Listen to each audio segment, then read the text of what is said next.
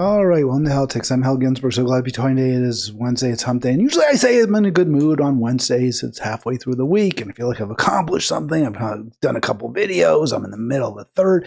Today's not a great Wednesday for me. I'm starting late. I usually like to always get going at noon, except on Arlen Tuesdays now are the day we don't generally start at noon, especially when Arlen is in California, but actually kept the 2 p.m. East Coast start time for Arlen. We'll probably have Arlen towards the end of the month. He is in transit now between Vermont and California, so he's going to be taking his time getting across country, and we'll have him when he returns to Monterey and is settled there. But yeah, like, why isn't today a good day? Well, I started late yesterday. We had Andy on, by the way. Really enjoyed speaking to Andy. Always love speaking to Andy, looking for solutions that we're about here. That's what we're about here at Halitics. We're about solving problems. Gosh knows we've got real serious ones that we're facing. And I don't know any way that we can make things better without embracing alternatives to the Republican Party. It's clearly not working. What we've been doing, at least since Ronald Reagan, just hasn't been working. Things have been getting worse and worse. Andy is running for Maryland governor as a Green. Hopefully he'll get the nomination. He hasn't been nominated yet. I'm not aware of any other candidates. There may be some good ones. I say hopefully because I like Andy. I know Andy. I agree with Andy on most, but certainly not all issues. But I don't see a way out of this tunnel. Dark, narrowing tunnel that we are in right now without a break from the way we have been doing business for these 46 years, something like that, since Reagan took office 45 years ago. And it may be more, because there's a lot of criticism of Jimmy Carter that he too embraced neoliberalism, obviously not the neoliberalism on steroids that characterized basically every president since Reagan. Look, Carter wasn't nearly that bad, but there's an argument that he was not a pro-labor president. And I think there's good argument there. And that was a significant driver of the, shift to Reagan's election. And then ever since then, a steady decline as America has become a worse and worse place for so many people and has created so many problems around the world. That's where we are right now. Spare me our standard of living has risen so much since 1981. Yeah, there's been a rise in the per capita GDP, all, in constant dollars. It's true. We are able now to consume more than we were 45 years ago. That is true. We have more things. And that is true for less affluent Americans, but it's really, really, really, really true for the most affluent Americans. And for most Americans, there's only been a slight uptick in our purchasing power, not a whole big jump. And some of the most important issues, most important necessities, shall we say, of life, that are the most important, are probably, and I haven't run all the numbers, but I'm guessing a lot more expensive. Healthcare is a lot more expensive. You have a sick child today, it's going to take a bigger chunk out of your limited funds than it would have 45 years ago, a much bigger chunk. And bankruptcy is far more likely today as a result of a medical catastrophe than it was then. Denial of care, denial of service because of lack of resources is far more likely today for so many Americans than it was 45 years ago. Education, so much more expensive. And the ability to jump out of the working class to maybe middle class, professional class, whatever you want to call it, which is an aspiration for many people. Now, I'm not saying there's anything better inherently, morally, in being a lawyer or a stockbroker or a financial advisor or a CEO. That's not inherently morally superior to being a factory worker, a plumber. In fact, I could argue that it's actually morally inferior. But obviously, you make a lot more money if you're a corporate attorney than if you work on the line at General Motors. And you probably have more job security too. That ability to jump or to transcend one's class at birth is actually reduced today. So yes, we do have more things, but in so many ways, the most important things are more expensive. And the sense of community is lost. Our environment, despite the fact that we know far more about the harm that human activities are causing, the harms that they're causing, we're ignoring those harms. We're not doing, right? I mean, Jimmy Carter put those solar panels on the roof back in 1976, 77, something like that. Reagan took them off. They've never been put back on. So we've clearly regressed in many important ways as a society. I say to leftists, I say to people who share my dismay, my concern, my deep unhappiness at where we are as a country, that the only possible hope we have is that we must unite in support of a truly economically just platform, a platform that guarantees every single American enough and that centers economic need, economic privation, economic fairness. Only in that way are we going to be able to persuade enough Americans to vote for us. We're seeing right now naked imperialism, raw, ugly bullying by the U.S. government, by Trump and his minions. And it's really, really, it's horrific. I mean, we are the worst right now.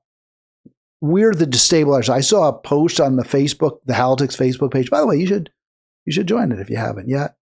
And the point made, this was like from some, I don't know, it was a conservative meme, something of that sort, saying, well, the real problem was the destabilization caused by Cuba and other communist or socialist regimes working with Venezuela to distribute narcotics, that they're causing all these problems. Now, we know the narcotics are not being distributed from Venezuela except in very small numbers. We know that the CIA built up narco trafficking to finance various illegal operations in secret, regime change to sub out a progressive, a populist, a socialist for a military tyrant.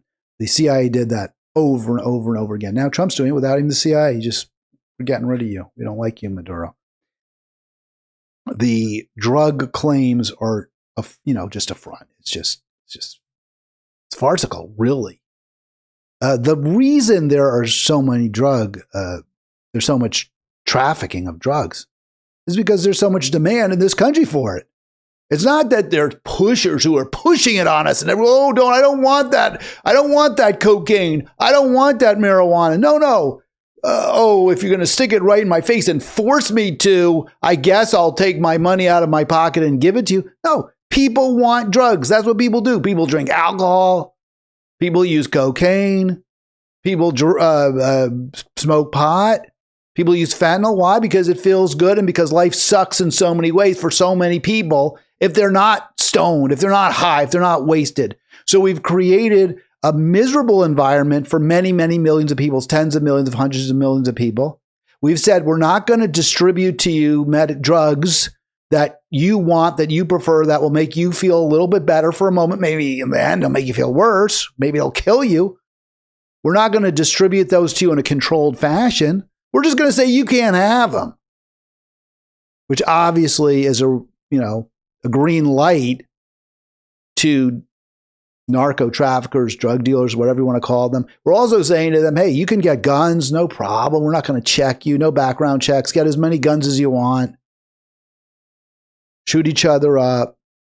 And then when it suits the interests of presidents, of right-wingers generally, we'll use drugs as a boogeyman, as a scapegoat. We'll say it's, those drug dealers, let's go after them, we're going to kill them. And we take someone like Maduro, who's maybe a penny ante at most dealer, if that's even true. We'll completely ignore the Honduras president who was dealing tons of drugs, or Trump. Well, we don't ignore him. We prosecuted him. Trump just let him go.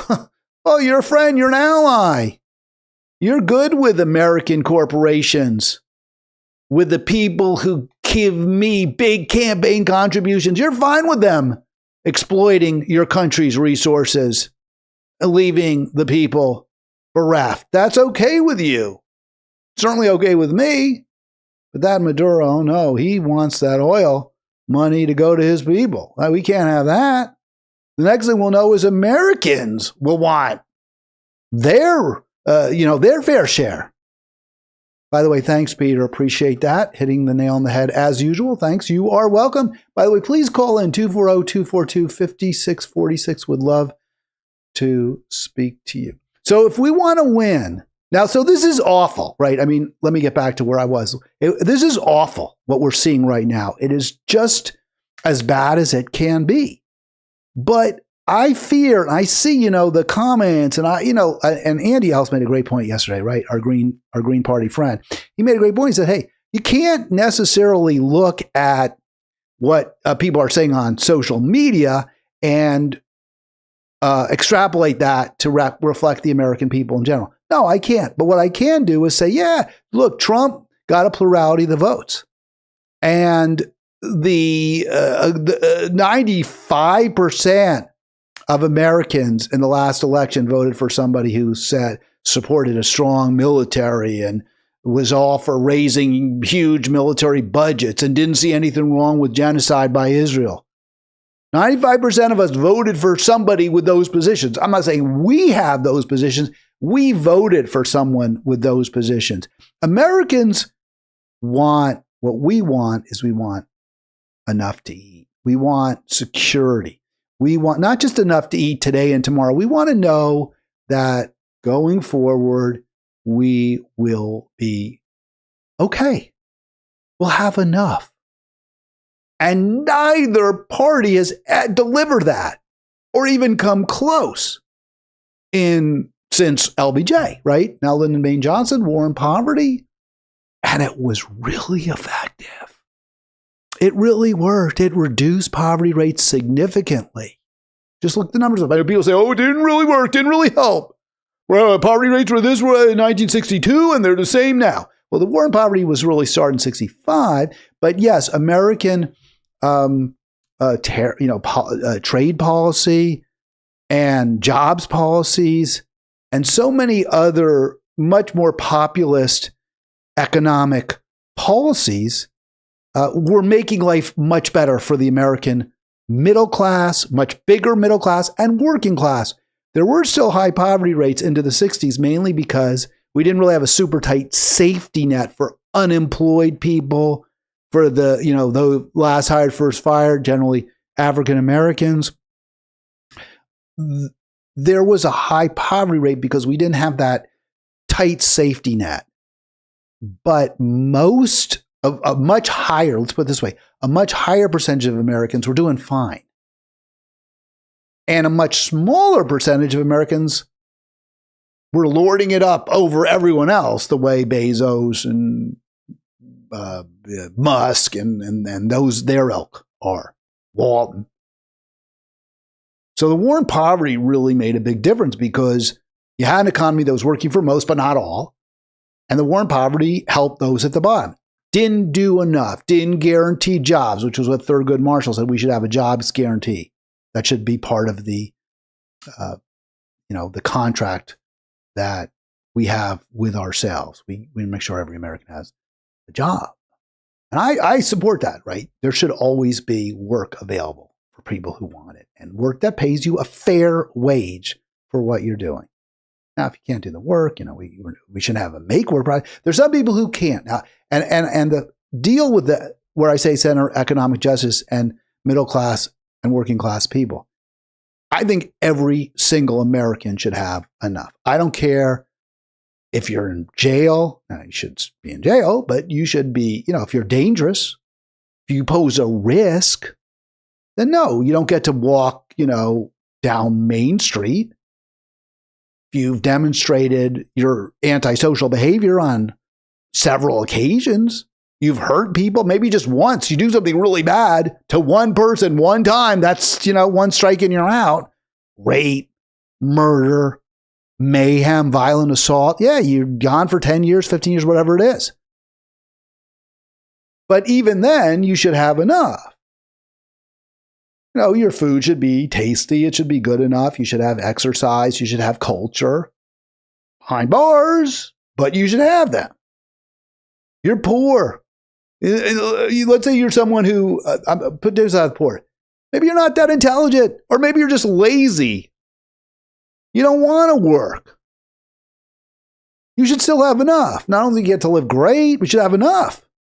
That's a hard sell to the American public. Most Americans say, no, you got to pull your own weight. You rape my daughter. You shoot my son. No, you don't get enough. There's no punishment that's too harsh for someone who does something like that. I understand it's a tough sell to say what I'm saying. So to get there, because I believe it's right, you got to make sure everyone has enough so that people's best interests, their best, not interests, their best self, their best side comes out, their generosity. It's much harder to be generous. It's much harder to be empathic. If you're being taken advantage of, if you're being exploited, if you see your boss or your boss's boss's boss with 5 cars, 3 houses, and you can't make the payments on the one apartment condo that you have, it's really hard to be considerate and concerned about the poor people living under the bridge half a mile away when you are almost there yourself. But if you are safe, if you are secure, if you know you're going to be okay, then you can spare a little bit of empathy for the people next to you.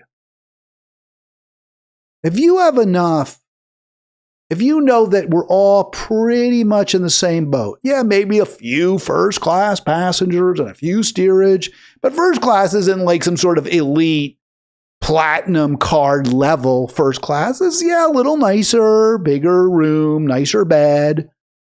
But the food's pretty much the same. It's a little better, not that much better.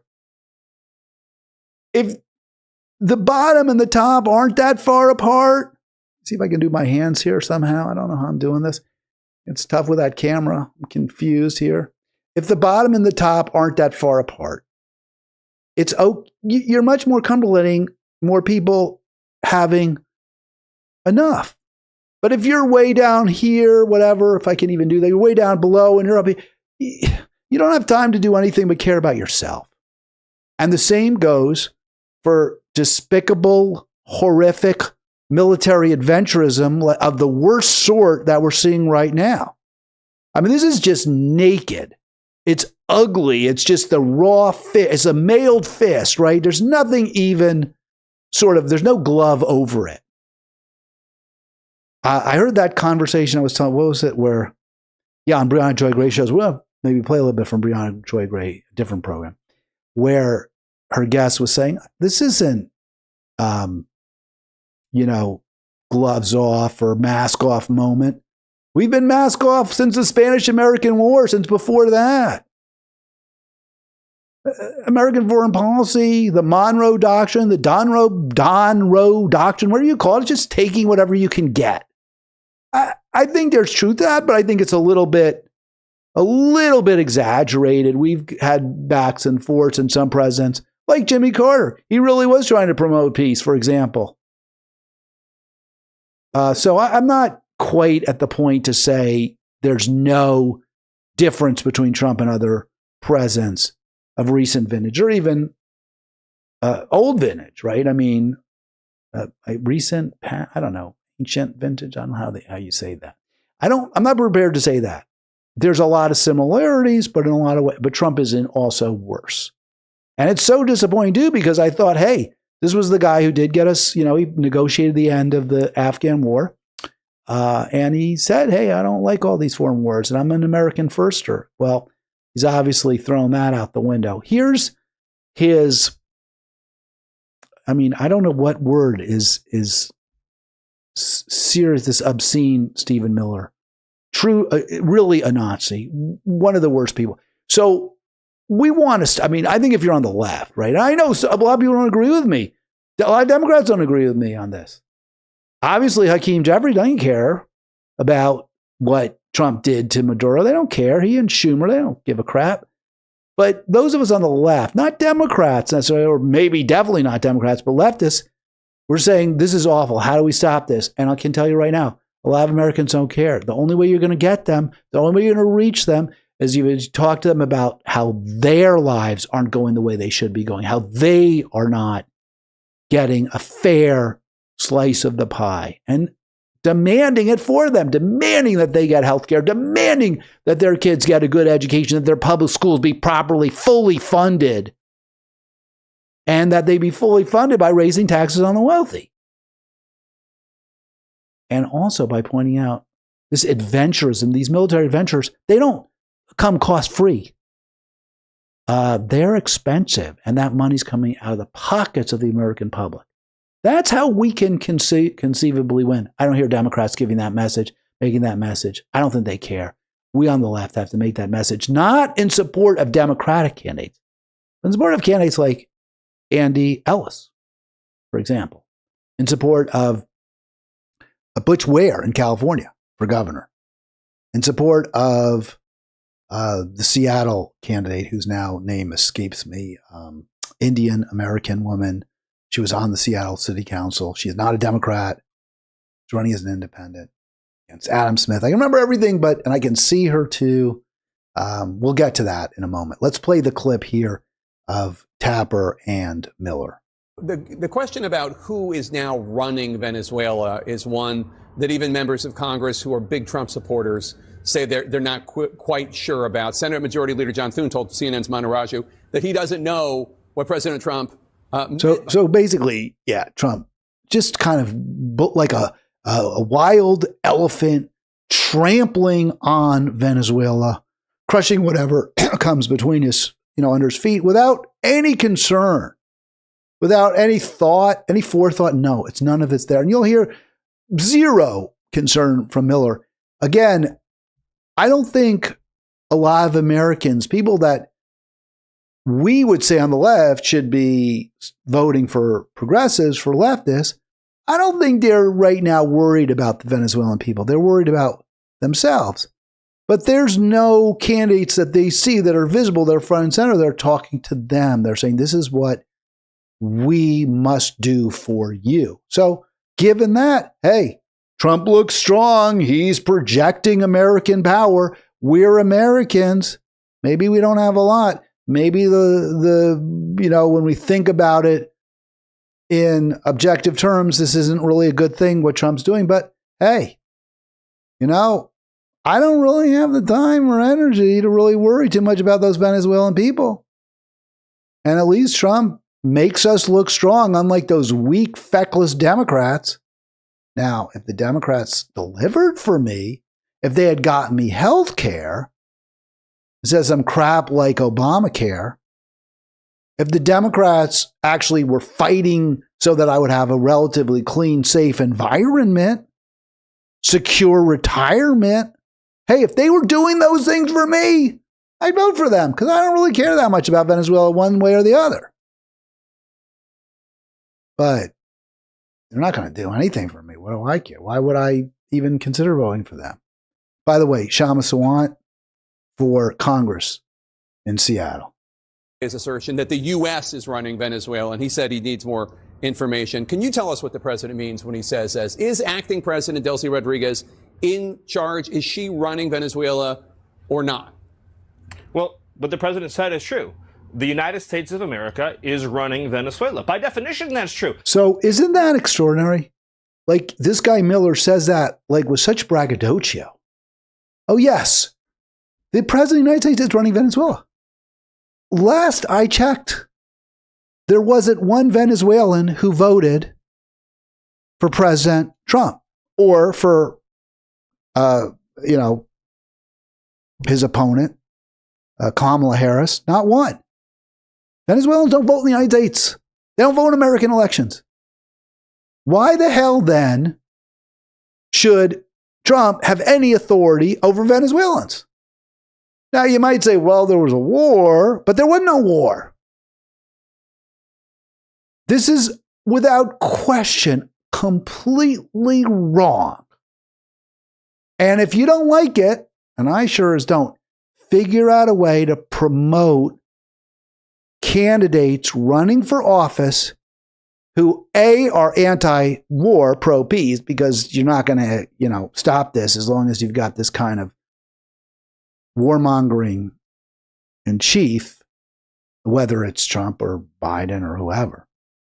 George W. Bush, Barack Obama. It's nothing to matter. Barack Obama, remember, it turned out pretty good at killing people. If you want this to stop, you got to support pro-peace, truly pro-peace candidates, and also truly pro-economic justice candidates, because that's the only way you're going to win. And they're not out there. Not the Democratic Party anyway. Vote for Andy else. You want it. Now, some would say, well, you're crazy how to even talk about change through politics, through electoral change. It's not going to happen. So what's your answer? You want to go out on the streets? You're going to go shut everything down? You think Stephen Miller would have even one scintilla's compunction telling the military to start firing bullets at crowds? They were there protesting Trump's policies in a way that was making things uncomfortable in the White House. You think that Marco Rubio really cares? You think that Trump would have the least thought in his mind, well, maybe I better not go too far because it wouldn't be the right thing to do? None of them. I don't see, I'm not saying we shouldn't protest. Yeah, protest, that's good. You're not going to bring down this government with protests. The way you bring down this government in this country is you elect better people who aren't beholden to, who aren't members of the Republican Party or the Democratic Party. We live in a world in which you can talk all you want about international niceties and everything else. But we live in a world, in the real world, Jake, that is governed by strength, that is governed by force, that is governed by power. These are the. So that is just, I'm not saying he's wrong. That's the America that we have now, is the biggest bully on the block by far. The destabilizer in chief around the world. The country that is causing more havoc, causing more harm, more damage everywhere. That's our country. That's the Stephen Miller country. That's a Donald Trump country that we live in. And if you don't like it, I can tell you right now, the Democrats led us right to this place. Remember what Kamala said, the most lethal fighting force in the world. That's what she wanted. Well, that's what we got. Only when we forsake these corrupt, cruel parties can we make things better. All right, 240-242-5646. I mean, I can't stand even playing this guy. He's so horrible, but just what he was saying there about we just project our power. And as I said, a lot of people, they're fine with that. A lot of Americans, they don't have a problem with that. If you want to defeat that, you have to say to the American people, and you have to mean it, and you have to be able to show it and prove it over and over and over again. I'm here for you. I will fight for you. That's one thing that Donald Trump can say, but he's proven that he's not on the side of the American public. Neither was Joe Biden. Neither was Kamala Harris. You want to win an election, you got to be on the side of the American people. Otherwise, we will get people like Stephen Miller, and they'll just keep prevailing. I saw a post by one of my Facebook friends who made the exact same point that Stephen Miller made, only he made it before Miller made it, where he said there's no such thing as international law. It's just who's ever got the most guns makes the decisions. So they're fine with that. They don't have a problem with that. And they also present themselves as libertarian, as anti-government help, anti-government assistance. It's really easy to say that when the government hasn't helped you. It's really easy to say that when you don't really understand or see what your government is doing to make your life a little better. And it's really easy to say that when over the past 40, 50 years, the government has done less and less to make your life better, and your life has gotten worse and worse. Only when you unite in support of true economic justice. And that has to be the focus. It has to be, I'm going to make your life better, not, well, those people over there have it worse than you do, so we're going to help them first. Or those people over there, their situation sucks in part because of you. That's not, now, it's fine if you want to point to villains, but the villains have to be the economic royalists. The victims have to be the economic elites, not an identity group that you're not happy with. Because there's lots of people in that identity group whose lives are really bad. And with virtually, now people might say to me, well, Hal, you kind of belie that because you sometimes criticize Jews. You say, well, Jews are by and large privileged, and yet they're oppressing Palestinians. And I don't say it that way. What I say is Jewish people, which is true, right? Because the Israeli government comprises Jewish people. Jewish people with the support of other Jewish people, not only, but mostly, or many Jewish people, are oppressing Palestinians. And Jews on average, and especially the oppressors, are far more privileged than Palestinians. Now, I'm not saying every Jew is privileged, and I would say to you, if you're a poor, struggling, or working class Jewish person, that our policy towards Israel is not helping you. I would say it's hurting you. But there's a lot of upper middle class, wealthy Jews out there, disproportionately so. That's just the way it is. That's just a fact. And arguments that we shouldn't spend so much money on Israel because we need it here at home for poor, struggling, working people aren't real persuasive with that group because they're fine, right? We're fine. I'm doing all right. Hell, what if I own some stock in Raytheon or Lockheed Martin or Boeing?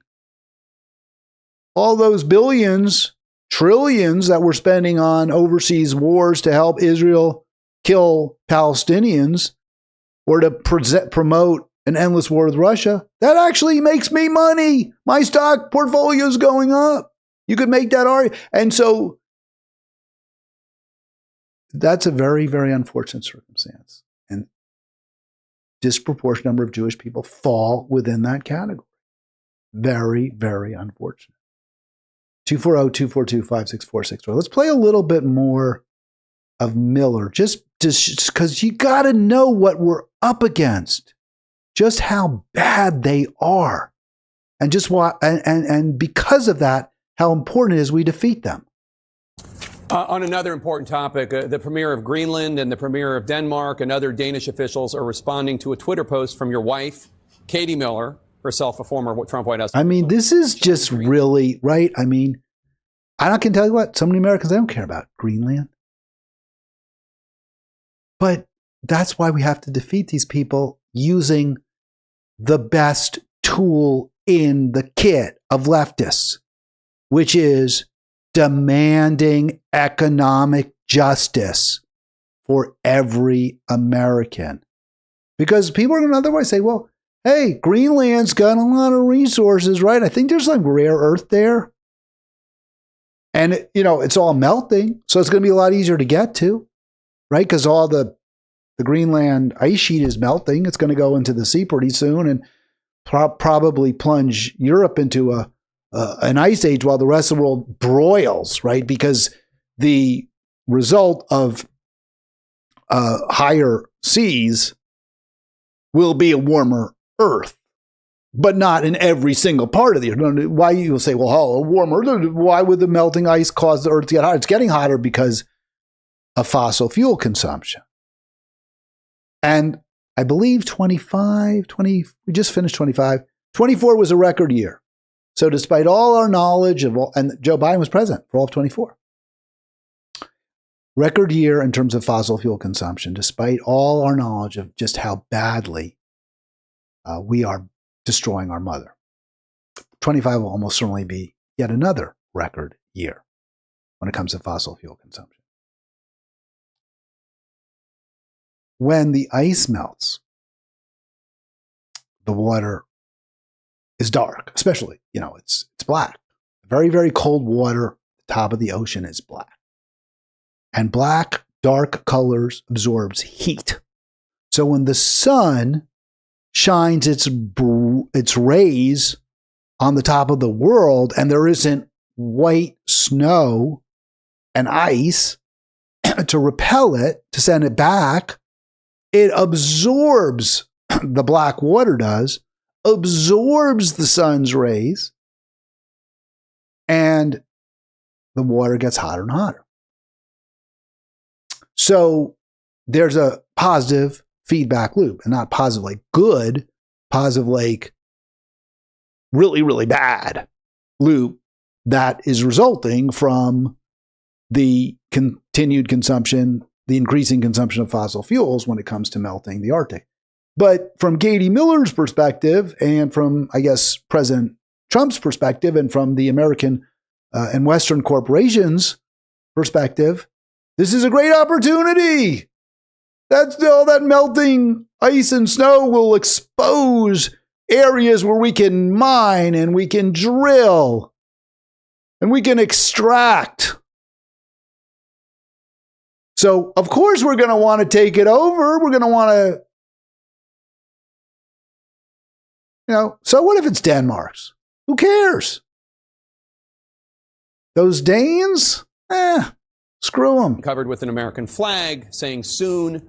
After that was posted, President Trump repeated the claim that the U.S. needs Greenland for national security reasons.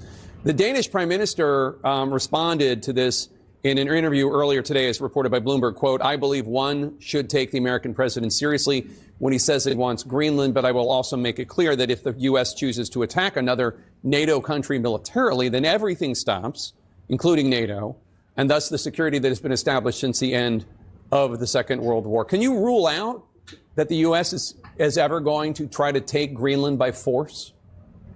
Well, let me go back a step. The president has been clear for months now, so I know you're treating this as breaking news. The president has been clear for months now that the United States should be the nation that has Greenland as part of our overall security apparatus. The United States, but your wife posted that. So interesting, isn't it? Like, they get Greenland as part of this. I mean, how ridiculous is that?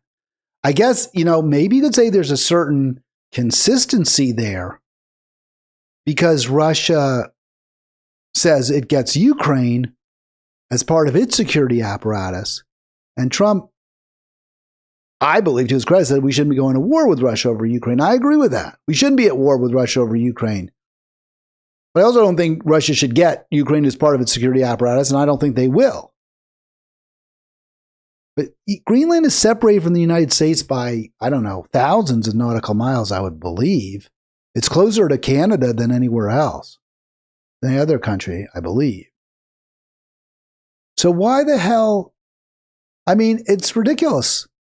There's no security concerns stemming from Greenland.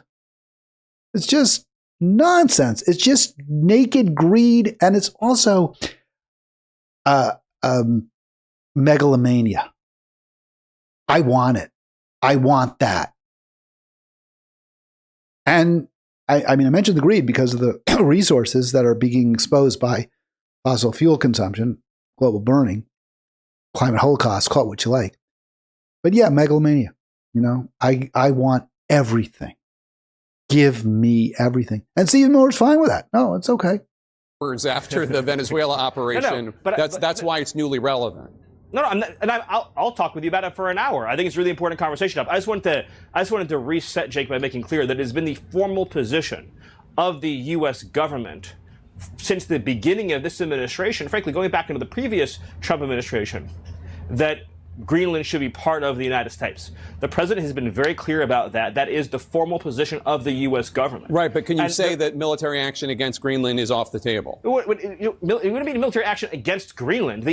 The Greenland has a population of 30,000 people, Jake. The real question is, by what right does Denmark assert control over Greenland? What is the basis of their territorial claim? What is their basis of having Greenland as a colony of Denmark? The United States... Well, that's, a legit argument. And if the people of Greenland said, hey, we want to have self-determination, that would be fine. I think the basis for the claim for Denmark is that the settlement there was Danish, right? The people who settled Greenland were Danish. I don't know, there may have been indigenous people there. I assume there were at least some fishing parties. It's pretty remote, pretty desolate area. Probably it should become maybe indigenous land. I don't really know. But the Danes certainly have as much right as anyone, except for the indigenous people and the people living there now. The U.S. has zero right.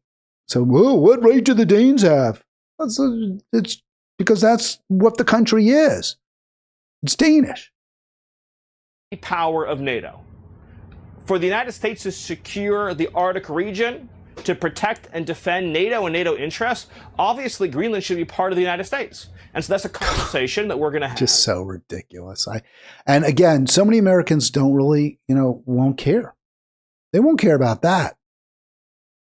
But they'll be like, yeah, it should be ours. That makes sense. It's the same hemisphere. So we should get it. Who cares if the Danes don't like it? Who cares if the Greenlanders don't like it?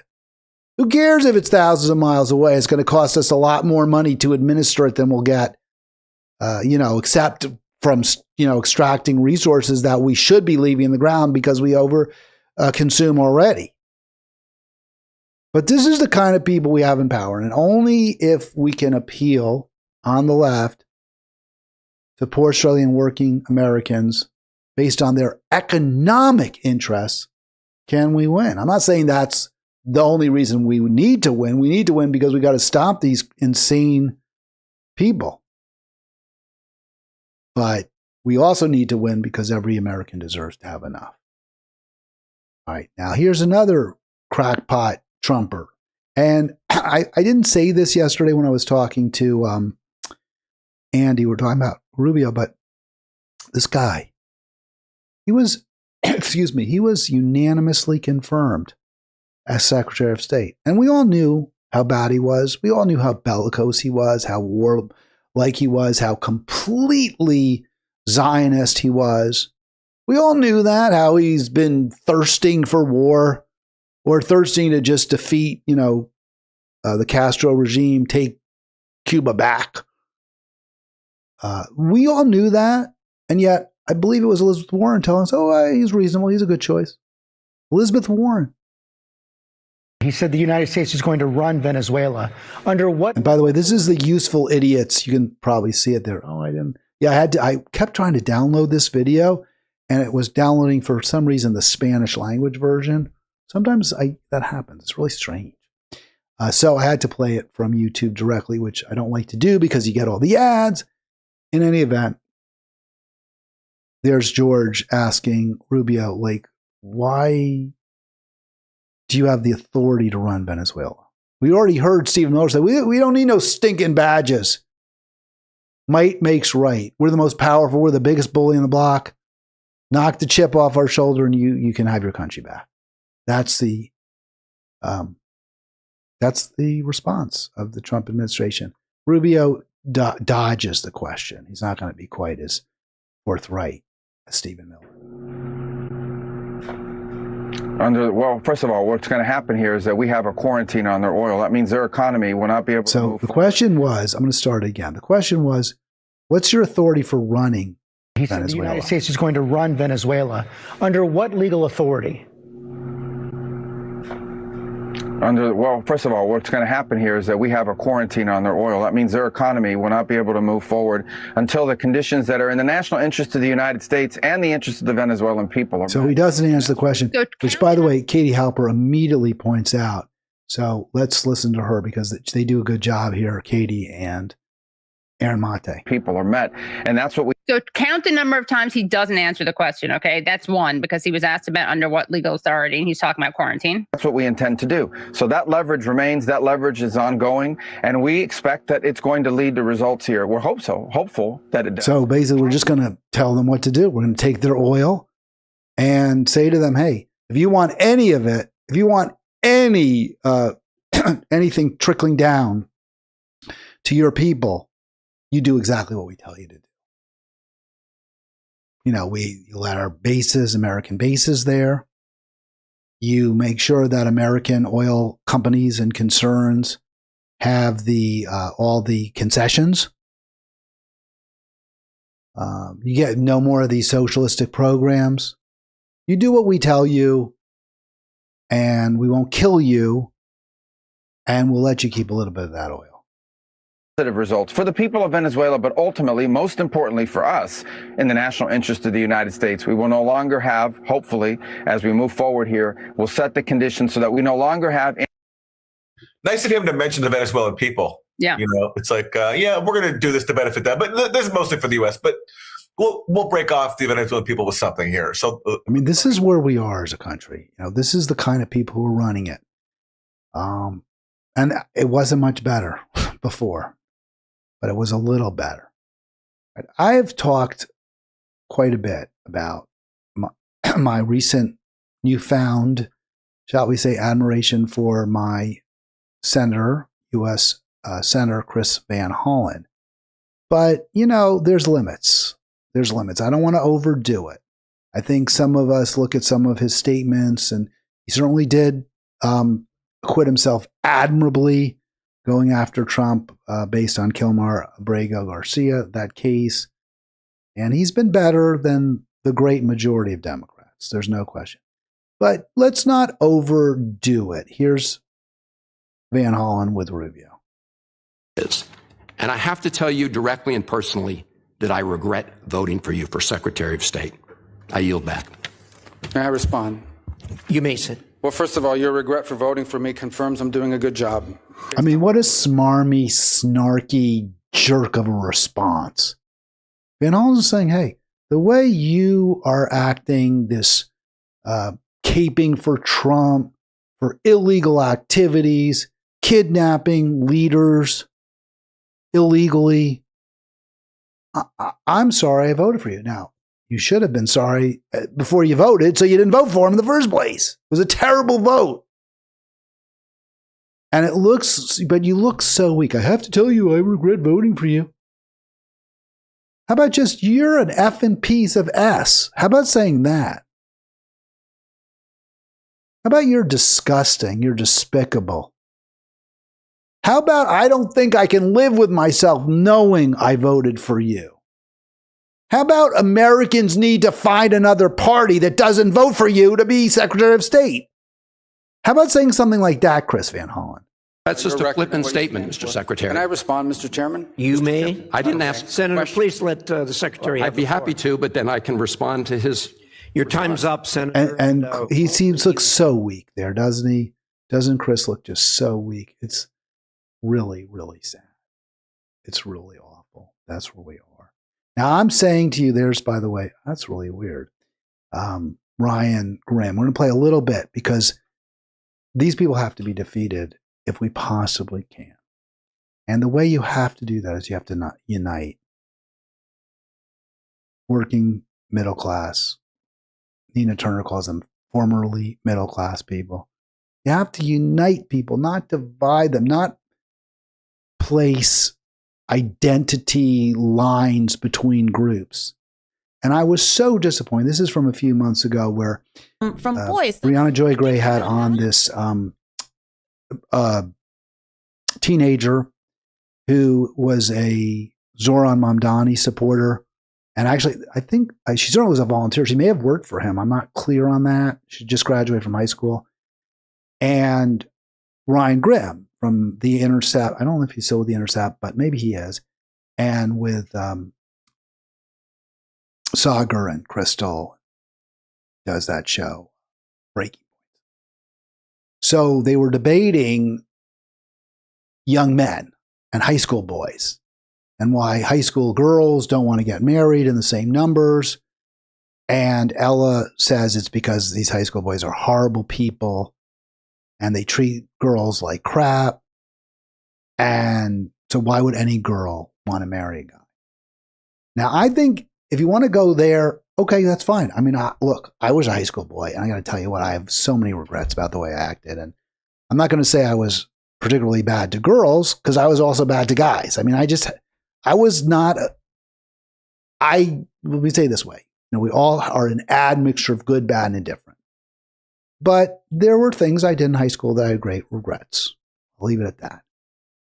And it wasn't necessarily targeted at girls. I was much less targeted at girls than at other guys. But when you're an adolescent, especially a young male adolescent, there's a lot of stuff going on. And that's just physiological. But and we need to address that. It shouldn't be denied. We need to, like, I, for one, think same-sex high schools make some sense. A lot of sense, maybe. Especially probably better for girls, because I think it is hard for girls aren't as physically, now I'm not going to sit here and tell you how great high school girls are. They can be cliquey, they can be mean in different ways. So, no, I mean, we're human beings. We have good and bad traits. But to single out people based on their sex, based on their gender, and to make broad assertions about them, that's counterproductive. That's not helpful. What's helpful is saying, okay, what is the problem that we have? How do we solve it? So apparently one problem we have is a lot of kids in high school, boys and girls, are really unhappy. So how do we address that problem? Does it help to just say, well, all these boys are socialized to be right-wingers, or they're socialized to hate girls? I mean, I don't believe that. I don't know about the right-winger stuff. I don't believe I was raised to hate girls. I can't think of anything my parents ever did that would have caused me to hate girls. And I don't think I hated girls. I just was a jerk. But the way they present this, it's sort of a war between boys and girls. Instead of saying, you know what? We got to make sure high school is a pleasant place for everybody, where they're safe, where you learn, where there's a good learning environment, where there's bullying is addressed. But that's just not the way Brianna Joy Gray rolls in this discussion. And I think it's so counterproductive. If you want people to join your movement, then you got to say, hey, we're going to work with you and for you and help you. Now, of course, we want you to, you got to treat others, with respect. But even if you don't, even if you're a horse's ass, the policies that we're going to push will make sure that everyone has enough, everyone has health care, everyone has an education that they can take advantage of, and a secure life. And that's what she should be saying. And instead, it's like dismissing the idea that it's, that we need to be cognizant, shall we say. I won't say completely dismissing, but I would say this, viewing the idea that we need to consider the challenges that boys face without judgment. that doesn't seem in her lexicon. And I think that's very, very, very unfortunate because you make it harder. Because you know what, Brianna Joe, you and I agree on so much. I so agree with you. I mean, I'm sure we totally believe in Medicare for all. We believe in affordable education. We're totally against what Trump did, both what he's doing in Israel, the Israeli genocide. We're totally against what's happening in Venezuela. I know that from watching your videos. But your message here is not helping. Let me play the clip. It's a product of the right-wing socialization of young men and boys. Ryan Grimm is saying the reason that a lot of boys are jerks is it's a product of right-wing socialization, and they're all addressing why girls don't want to get married. Apparently, a lot of girls don't want to get married these days. Well, it's not. I don't know if boys are different. I'd have to see the studies. Are boys really different? Are they more jerks than they used to be? I'd be really surprised. Right-wing socialization? No, I don't. I could be wrong. I'd have to talk to. I don't think my kids were like. I didn't get that from my kids. They weren't right. Maybe it's from the internet. Oh, they see Andrew Tate or what have you. I don't think it's that. It has that kind of influence. What I see happening, why girls don't want to get married, it's because the world sucks. Things are really bad. People understand that. And because of that, they don't want to bring children into the world. You're bringing a child, a life into onto a dying planet. Also, economically, it's so hard. So expensive. So again, why would you want to bring a new life onto the planet? I think that's the main reason. I could be wrong. There's other issues. With this massive unraveling of the whole idea that we're, a society, that we're all in this together. Some people now living in a world where a tiny number of people have virtually everything, and everyone else has virtually very little. Well, would you want to get married to somebody whose future is very uncertain? I think in Japan, they've had economics very stagnant there. And Japanese girls and women, if you're not a male with a really good job, they don't want to marry you because they know that their kids will not do particularly well. This is one of the great pluses of a socialist country. It helps everyone find a mate because everyone has enough. You don't get a huge plus or boon if you marry a billionaire in a socialist country because there ain't no billionaires. And even if there are one or two, even the people at the bottom, no, they have health care. Your kid will always have health care. Your kid's sick, they'll get treatment. You live in a kind of dog-eat-dog, you're on your own society, the world that we have now. You better make sure that your spouse, especially if you're a woman and you're the nurturing sex, that you evolved to devote more time and resources to your child than to trying to make a living on your own. You better make sure that your partner has accumulated enough resources or has the ability to accumulate enough resources. It's funny because this whole idea, all these young girls and women, they don't want to get married because according to, I guess, Ella or Ryan Grimm there, they were socialized, the boys were socialized to be jerks. The guys who are the biggest jerks, right? Like the athletes, the football players, they don't have any trouble getting married. I think every one of those, I watch these sports games, they all have girlfriends and wives.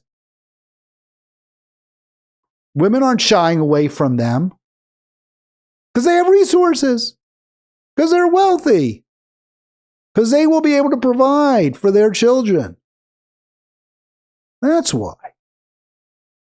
So I don't accept this framing at all. I wish Ryan Grimm didn't buy into it, but okay.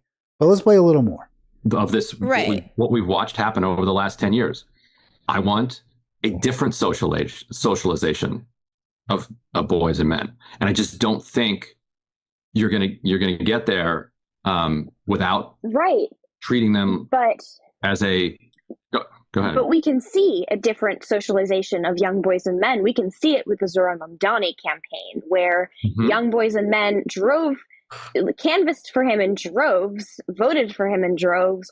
Right. So that's so interesting because she worked for Mamdani and she's saying, hey, all these boys, I thought they were so socialized to be like on your own and libertarian and it's a dog eat dog world and we're not going to help each other.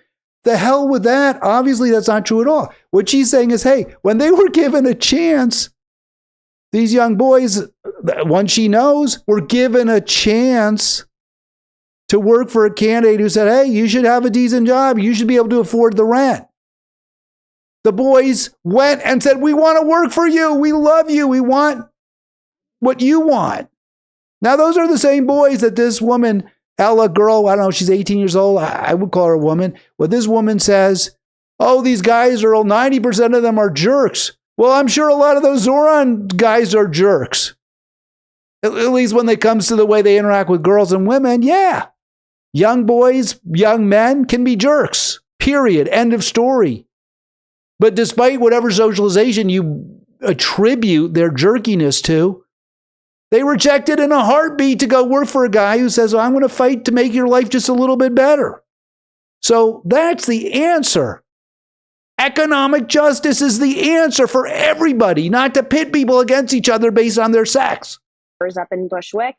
And Zohran Mamdani did not campaign on let's cuddle young boys and that's what I mean by modeling better behavior. Yes. Right. But well, she says, oh, he didn't work on let's coddle young boys. Actually, that's completely false. He absolutely did. He absolutely did campaign on that message. His campaign message was, hey, we need good schools for every boy, girl, kid in the city. We need everyone to have a place to live.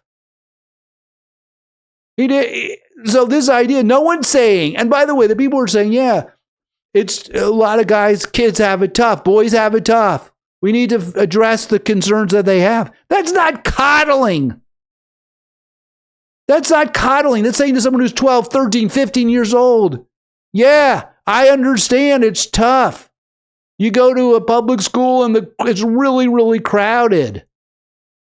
And you don't know what you're going to be able to do with your life. There aren't a lot of opportunities. It's tough at home. You don't have anyone at home because both of your parents are working 2 jobs. That's not coddling. That's recognizing that we are in a crisis situation right now. Zohran Mamdani did not campaign on a platform of let's, humanize sexual. She can't even come out. She doesn't know what to say because of course he did. Of course he did. That was his whole message. We're all in this together.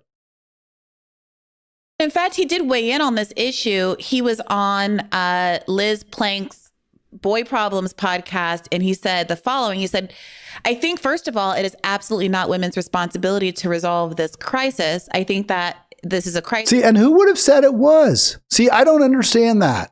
This whole argument, the crisis is that a lot of girls don't want to get married. Well, I'm not sure that's a crisis. That's a reflection that reflects a society that is deeply, deeply out of kilter.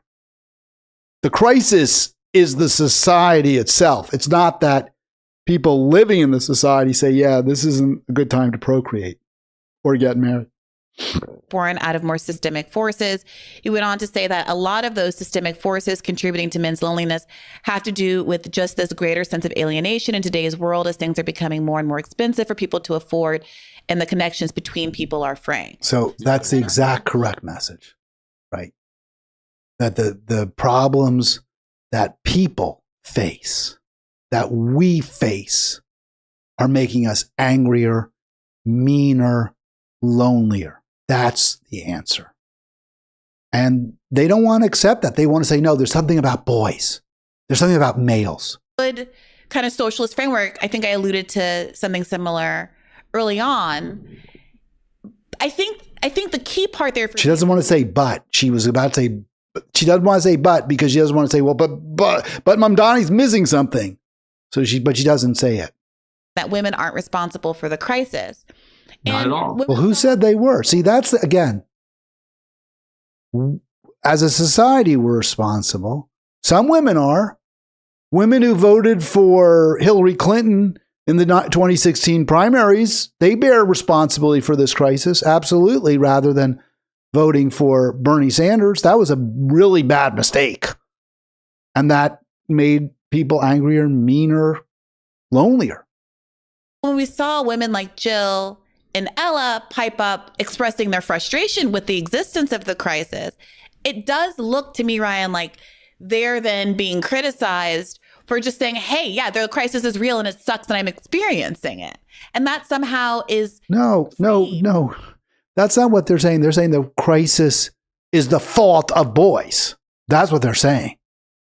That they have to change. That's where there's a problem, is people pointing fingers at each other based on their identity group rather than saying, hey, we've got a problem we have to solve together. As like part of the problem, because they're doing bigotry that's going to like radicalize the men further, as though men are radicalized because women are mean to them, as opposed to women are quote unquote mean to them because men are abusing them. And again, so it's like, well, we're mean because of you. No, we're mean because of you. You're not. This is so wrong. The answer should be, let's stop being mean to each other. Let's figure out a way to create an environment where we all treat each other with respect.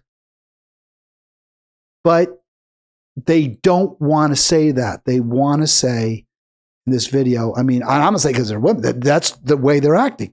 No, it's the boy's fault. It will be harder. And let me just say, yes, if you act badly, it's your responsibility to not act badly. So I am no problem blaming an individual who acts in a counterproductive way, a harmful way. Yeah, we should do that. But to make generalized statements, well, it's all their fault. Or even to say, well, you know, because this guy was a jerk to me, like he pulled my hair, whatever they did. I mean, worse than that, I don't know. They get into it. Sexually pressuring girls, which last I checked has been going on for time immemorial. Doesn't make it okay, but if you want to address that, then just say, no, we're going to teach kids you don't do that. And I think they do. I think that's taught over and over again. In school, you have to be respectful. You have to be respectful of people. No means no. I think that's the way we are socializing people to a large degree. Now, maybe Trump doesn't like that. Again, though, to say, well, even people who act badly, even if you act badly, that doesn't mean you shouldn't be afforded the economic rights we all should have. As men in a progressive direction, if the Jills of the world are constantly making it feel to men like they are completely unwelcome, if there's no path for them out of this darkness, that's the point. It's not their responsibility, and go ahead and say whatever you want. I'm just saying, like, if you want to end this, if you want to fix this, if you want to change it, like, at least be open to the possibility of it, and don't mock the idea that boys and men's feelings like matter. Ryan, are you I'm coming going to be this honest as with you, well Ryan? as go ahead. Sorry. No, go ahead, Ella. Ryan, a lot of my female peers do mock the idea of male loneliness. I know they do. At the end of the day, So she says, yeah, we do mock it. We don't care about those boys. Well, see, that's a huge problem. You should care because they're human beings. We know they do. We hear it all the time. We hear it from you all the time. but you know what we hear more? Misogyny. So it's difficult to take the idea of male loneliness seriously when I know what's driving the misogyny epidemic isn't male loneliness. It's Well, no one's saying, It's well, first of all, the pre-existing. misogyny, she's saying that's the way men are.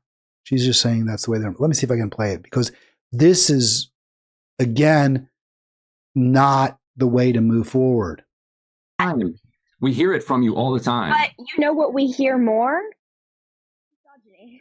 So it's difficult to take the idea of male loneliness seriously when I know what's driving the misogyny epidemic isn't male loneliness, it's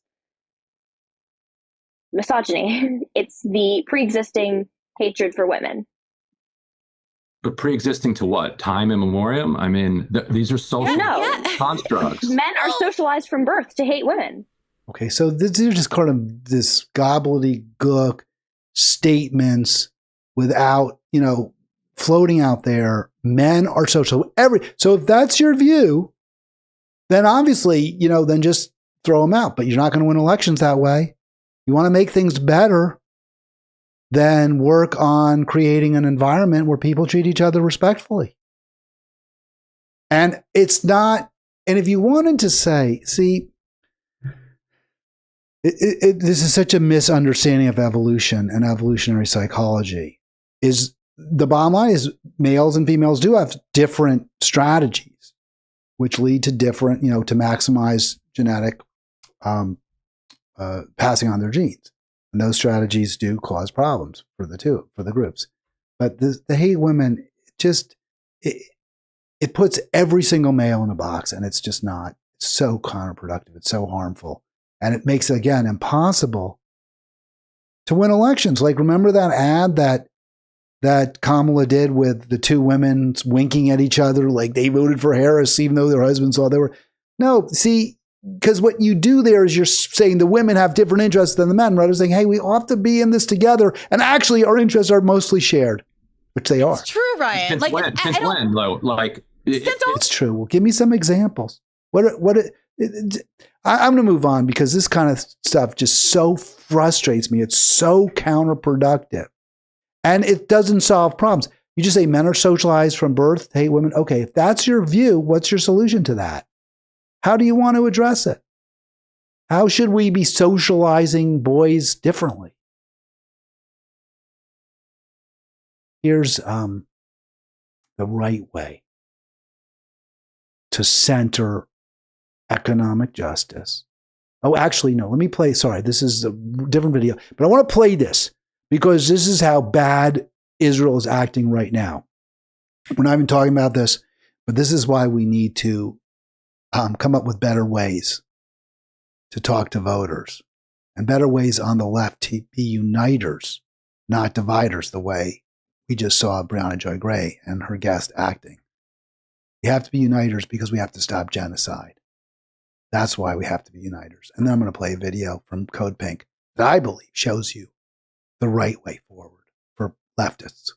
37 organizations currently listed to be deregistered and barred from working in Gaza. Many of them have been working in Gaza for decades. If we take MSF, Doctors Without Borders, as a single example, in 2025, this year, they managed more than 22,000 operations. The UN this evening has issued a statement saying that if INGOs, international NGOs, were deregistered, then approximately a third of healthcare facilities would be forced to immediately close. That's the degree of reliance and dependency on international non-governmental organizations at the moment. It's going to be catastrophic. A situation that is already horrific will be made even more horrific. The changes will be immediate and they will be ruthless. It's an extension of Israel's long-standing strategy of titrating humanitarian access and humanitarian services as a core pillar of the occupation and of the genocide. Israel wants to exert totalizing control over all aspects of Palestinian life, not only in Gaza, but throughout occupied Palestine. All right, so this is what American policy has led to, and we have to stop it. But Americans, I think, in general, we know this, don't like what Israel's doing. But will they vote for different candidates? I think only if they're persuaded, only if they understand and legitimate and rightly persuaded. Well, these candidates are going to fight for me. They're not going to fight for genocide. And let me show you how you give that message. You don't slice and dice the population up based on gender, sex, race. Come up with a broadly popular program that covers everybody, or at least everybody, who needs it, right? That it's a needs-based program. It's based on poverty. So here's Code Pink.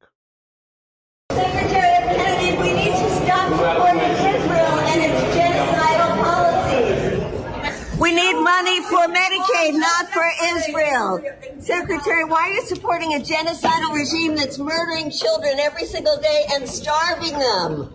How can you be supporting Israel? We need money for Medicaid, not for bombs, not for Israel. You see how smart, how clever Medea did that, right? She said, hey, she described a horrible situation that's going to tug at any decent human being's heartstrings, children being bombed, children being starved.